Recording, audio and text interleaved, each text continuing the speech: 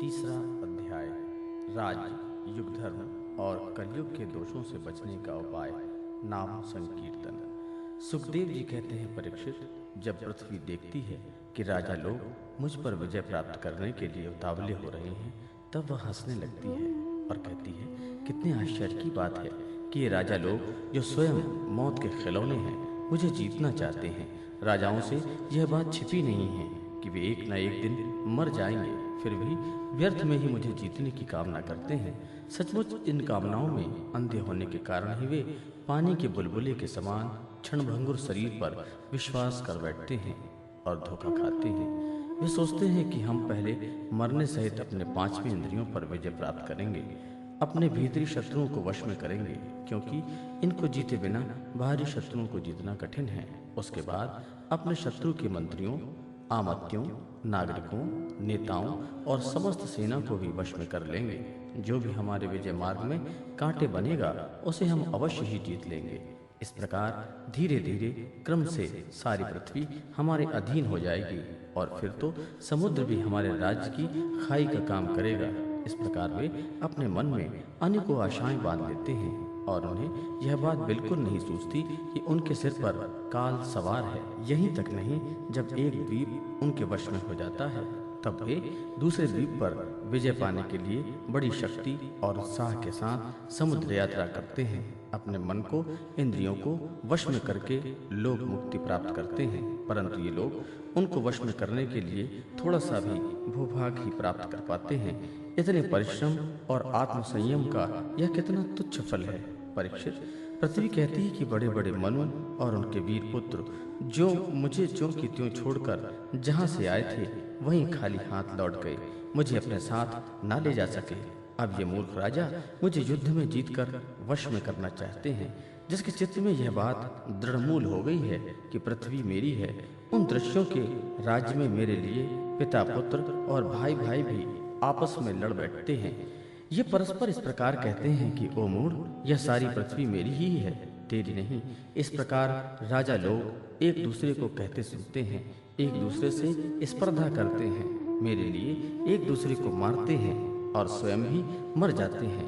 पृथु, पुरुरवा, गादी, नहुष, भरत, सहस्त्रबाहु, अर्जुन, मदांध, सागर, राम, खटवांग, धुंधमार, रघु, तृणबिंदु, ययाति, शयाति, शांतनु, गय, भागीरथ, कुवलयाश्व, कुकुस्थ, नल, नृग, हिरण्यकश्यपु, वृत्तासुर, लोकद्रोही रावण, नमुची, शंबर, भौमासुर, हिरण्याक्ष और तारकासुर तथा और भी बहुत से दैत्य एवं शक्तिशाली नरपति हो गए हैं। ये सब लोग सब कुछ समझते थे, शूर थे, सभी ने दिग्विजय में दूसरों को हरा दिया, किंतु दूसरे लोग इन्हें न जीत सके, परंतु सब के सब मृत्यु के ग्रास बन गए। राजन, उन्होंने अपने पूरे अंतःकरण से मुझसे ममता की और समझाया कि यह पृथ्वी मेरी है, परंतु विकराल काल ने उनकी लालसा पूरी न होने दी।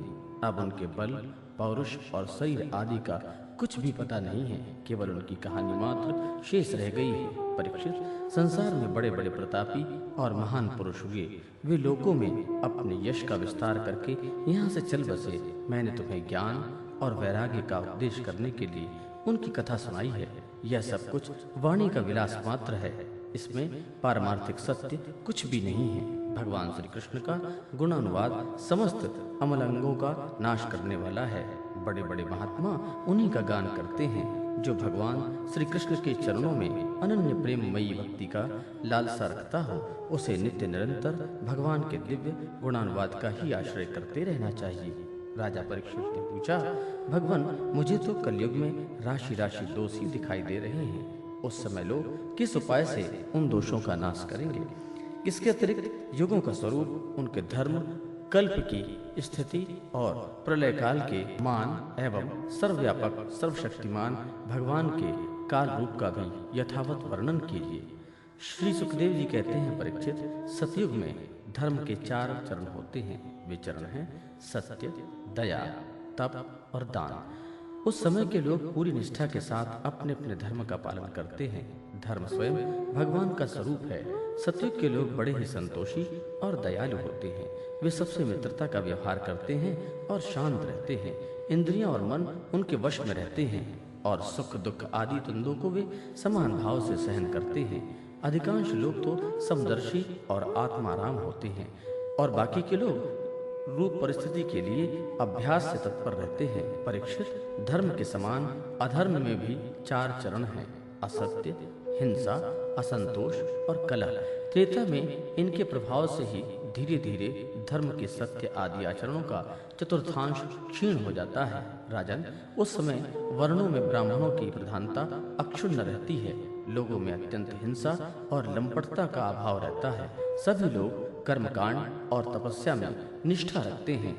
अर्थ, धर्म एवं काम रूप त्रिवर्ण का सेवन करते हैं। अधिकांश लोग कर्म प्रतिपादक वेदों के पारदर्शी विद्वान होते हैं। द्वापर युग में हिंसा, असंतोष, झूठ और द्वेष अधर्म के इन चरणों की वृद्धि हो जाती है एवं इनके कारण धर्म के 4 चरण तपस्या, सत्य, दया और दान आदि आदि क्षीण हो जाते हैं। उस समय के लोग बड़ी यशस्वी, कर्मकांडी और वेदों के अध्ययन अध्यापन से बड़े तत्पर होते हैं। लोगों के कुटुंब बड़े बड़े होते हैं। प्रायः लोग धनाढ्य एवं सुखी होते हैं। उस समय वर्णों में क्षत्रिय और ब्राह्मण 2 वर्णों की प्रधानता रहती है। कलयुग में तो अधर्म के 4 चरण अत्यंत बढ़ जाते हैं। उनके कारण धर्म के 4 चरण क्षीण होने लगते हैं और उनका चतुर्थांश ही शेष बचता है। अंत में तो उस चतुर्थांश का भी लोप हो जाता है। कलयुग में लोग लोभी, दुराचारी, कठोर हृदय होते हैं और वे झूठ मूठ एक दूसरे से बैर मोल ले लेते हैं एवं लालसा तृष्णा की तरंग में बहते रहते हैं। उस समय के अभागे लोग शूद्र, केवट आदि की ही प्रधानता रहती है। सभी प्राणियों में 3 गुण होते हैं: सत्व, रज और तम। काल की प्रेरणा से समय समय पर शरीर, प्राण और मन में उनका ह्रास और विकास भी हुआ करता है। जिस समय मन, बुद्धि और इंद्रियां सत्व गुण में स्थित होकर अपना अपना काम करने लगती हैं, उस समय सतयुग समझना चाहिए।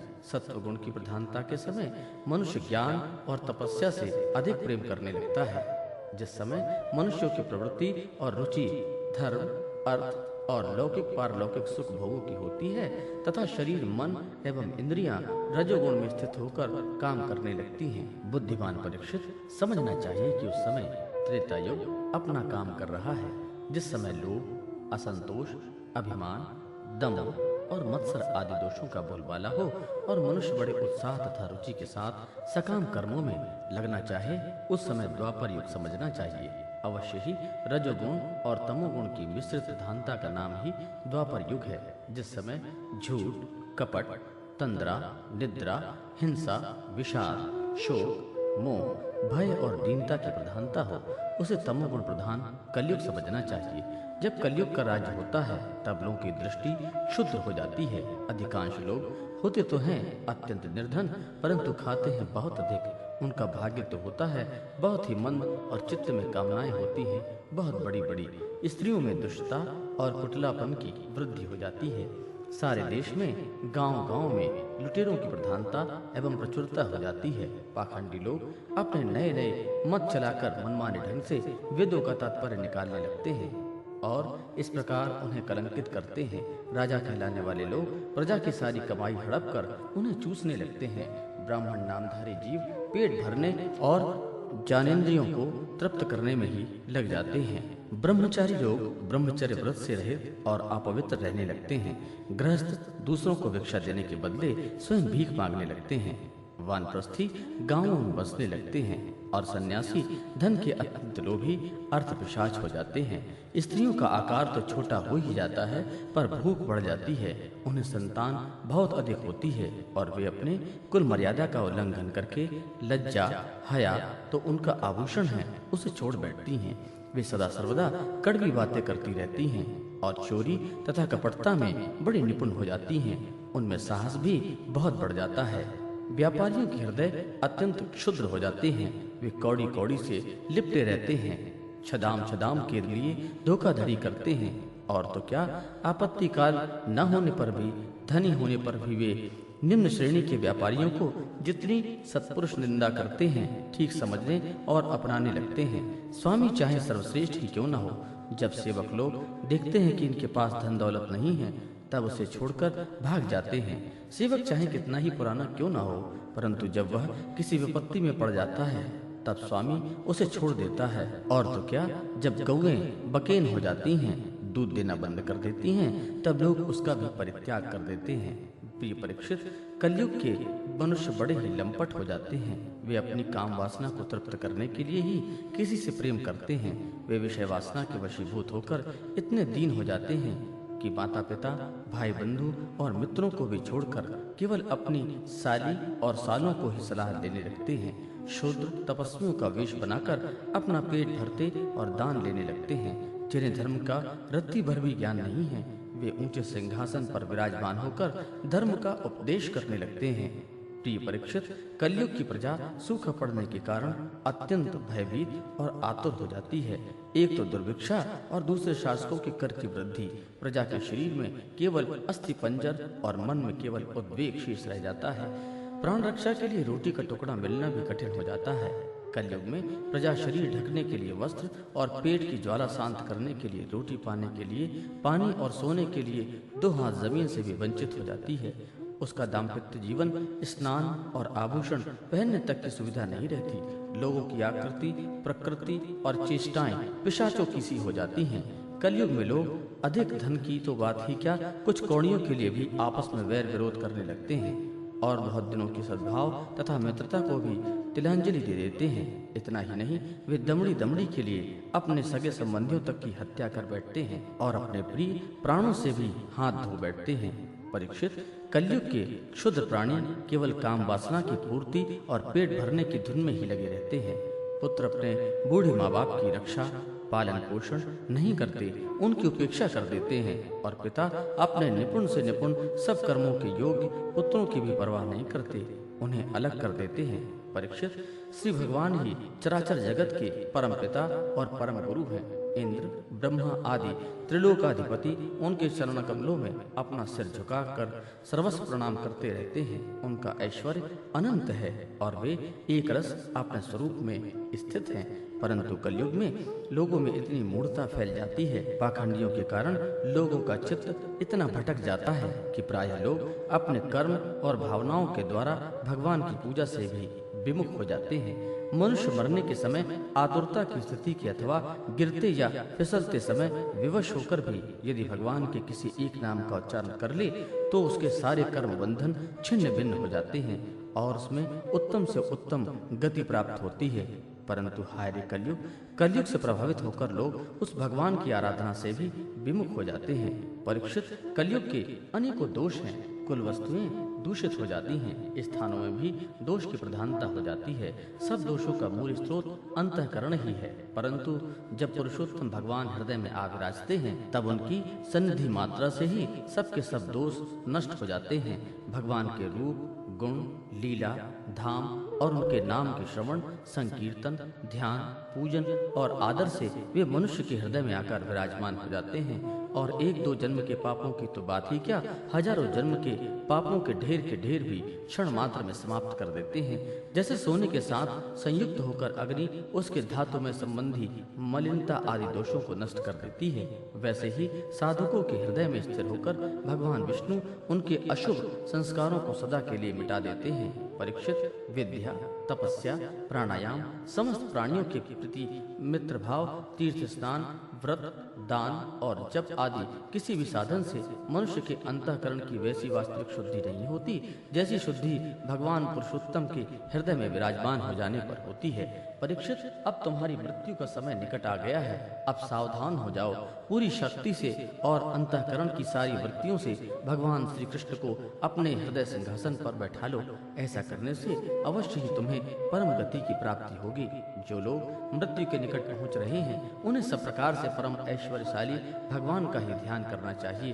प्यारे परीक्षित, सबके परम आश्रय और सर्वात्मा भगवान अपना ध्यान करने वाले को अपने स्वरूप में लीन कर लेते हैं, उसे अपना स्वरूप बना लेते हैं।